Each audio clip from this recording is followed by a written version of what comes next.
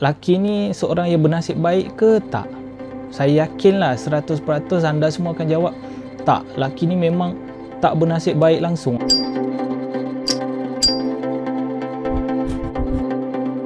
Assalamualaikum warahmatullahi ta'ala wabarakatuh. Hari ini saya ingin berkongsi sebuah kisah yang bertajuk Dirundung Malang. Kisah ni menceritakan mengenai seorang lelaki yang kaya raya, yang tinggal dalam rumah yang besar, yang mewah. Sehinggalah pada suatu pagi, macam biasalah, dia bangun daripada tempat tidur dia, menuju ke arah bilik air untuk bersiap pergi kerja. Dah masuk dalam bilik air, dah sarungkan selipar tandas, tiba-tiba dia tergelincir pula. Dia tergelincir jatuh, menyebabkan dia terduduk mengerang kesakitan. Dalam keadaan macam tu, tiba-tiba dia terperasan yang selipar tu bukanlah selipar yang selalu dipakai. Dia pun perlahan-lahan bangun sambil memanggil pembantu rumah dia. Pembantu rumah dia pun datang tanya kat dia. Ya, ada apa Encik? Kenapa selipar yang dalam tandas tu dah tak sama dengan selipar yang selalu saya pakai? Oh, selipar tu saya baru je tukar Encik. Sebab selalunya memang saya akan tukar selipar tandas dalam rumah ni tiap-tiap bulan. Oh, iya ke?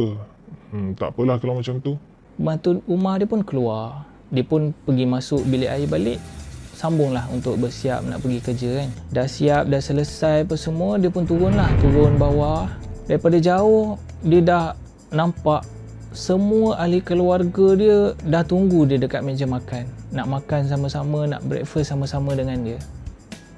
Dia pun jalan, dia menghampiri meja, dia pun duduklah. Dia pun makan sama-sama dengan ahli keluarga dia. Tiba-tiba waktu dia tengah nak minum air, anak perempuan dia yang lalu sebelah dia tak sengaja terlanggar tangan dia, menyebabkan air tu tumpah terkena pakaian dia pula. Anak dia pun berilah minta maaf sebab dah tak sengaja tumpahkan air kan. Isteri dia pula yang kat sebelah tu dah tengok jadi macam tu, cepat-cepat dia bangun, ambil kain lap. Dia pun laplah bahagian yang terkena tumpahan air tu. Dia pun cakap, tak apalah bang, nanti saya siapkan pakaian yang lain untuk abang. dah siap tak berapa lama lepas tu, dah tukar pakaian apa semua, dia pun keluarlah. Dia keluar menuju ke arah kereta Mercedes dia. Sebabkan Velfire yang dia selalu naik tu, driver pakai untuk hantar mak ayah dia pergi hospital. Dia pun masuk dalam kereta Mercedes tu, dia cuba nak hidupkan enjin. Tengah cuba tu, tiba-tiba enjin tak dapat nak hidup. Dia pun baru teringat, rupa-rupanya dia dah lama tak pakai kereta tu, menyebabkan bateri kereta tu dah tak okey, dah rosak. Kebetulan pula hari tu anak lelaki dia yang baru habis belajar daripada Universiti Al-Azhar nak pergi interview dekat pejabat agama. Dah nampak ayah dia dalam keadaan macam tu, anak dia pun offer lah untuk pergi, untuk hantar ayah dia tu pergi kerja. Dia pun nak tak nak, yelah, ikut je lah apa yang anak dia cakap tu. Jadi anak dia lah yang hantar dia pergi kerja hari tu. Dah sampai office, dia pun duduk masuk dalam bilik dia, buat kerja macam biasa. Tak lama lepas tu, sekretari dia masuk, berikan dia satu dokumen untuk dia sign, letak atas meja. Lepas tu sekretari dia keluar. Rupa-rupanya dokumen tu berkenaan dengan projek yang bernilai 21 juta ringgit. Dia pun baca dah belik satu-satu. Dia pun keluarkan pen dia nak sign dokumen tu.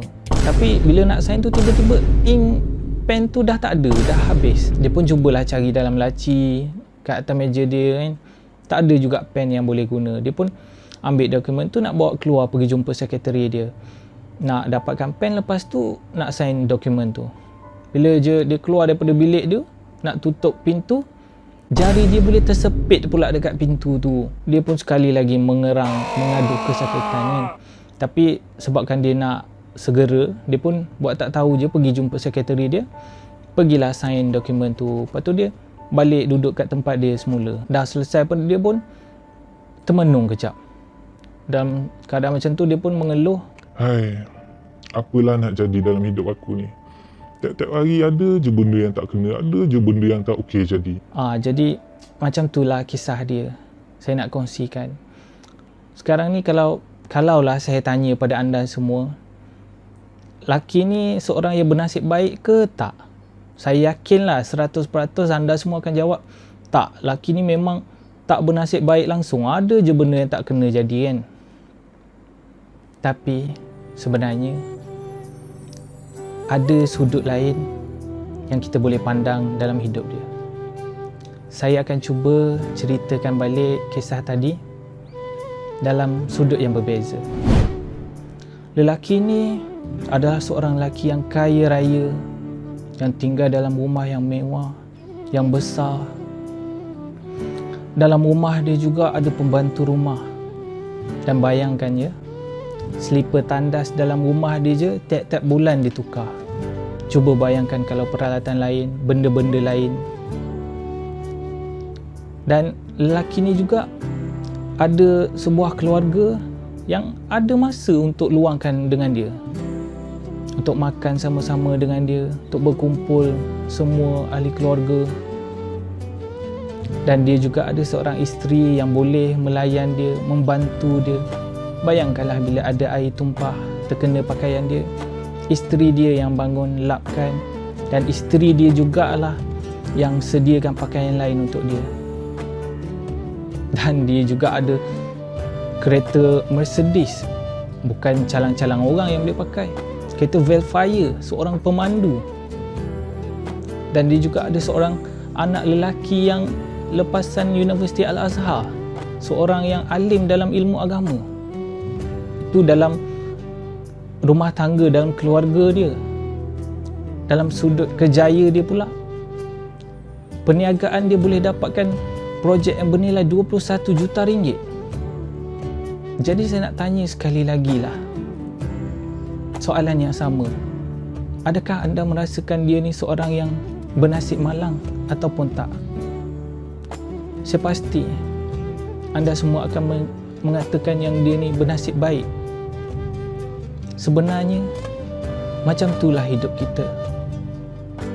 Kita hanya tahu memberi respon untuk beberapa perkara yang kita tak ada, sedangkan kita tak pernah redha untuk banyak benda yang kita punya. Contohlah kita sebagai OKU penglihatan.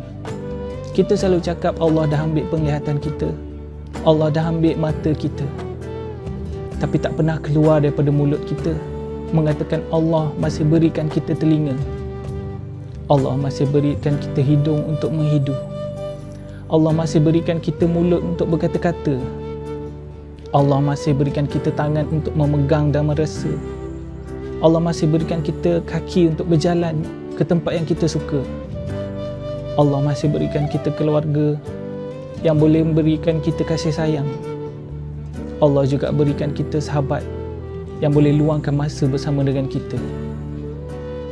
Nikmat Allah yang mana lagi kita nak dustakan? Jadi, kita pilihlah jalan hidup mana yang ingin kita pandang. Adakah jalan hidup yang membahagiakan, yang akan menggembirakan kita, yang akan membuatkan kita tenang, ataupun jalan yang akan membuatkan kita rasa kita sentiasa dirundung malang? Wabillahi taufiq wal hidayah. Wassalamualaikum warahmatullahi ta'ala wabarakatuh.